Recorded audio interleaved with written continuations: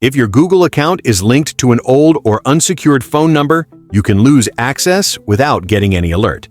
This is how many real accounts disappear. Most people think their password is enough. It is not.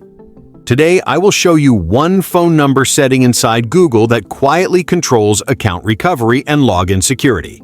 Why this is important. Your phone number is used for more than verification codes. Google uses it to recover your account, confirm suspicious logins, reset your password. If that number is inactive, reused, or taken over by someone else, Google may send security codes to the wrong person. When that happens, recovery becomes very difficult. This is a common reason people permanently lose Gmail, YouTube channels, and saved data. Not hacking movies. Real-life cases. Do this now. It takes 1 minute. Open Settings on your phone. Scroll down and tap Google. Tap your Google account at the top. Tap All Services. Select Phone Number Verification.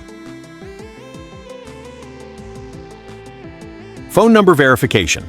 Automatic phone number verification helps Google deliver services to this device and lets your friends reach you through Google services like Meet ANC Messages.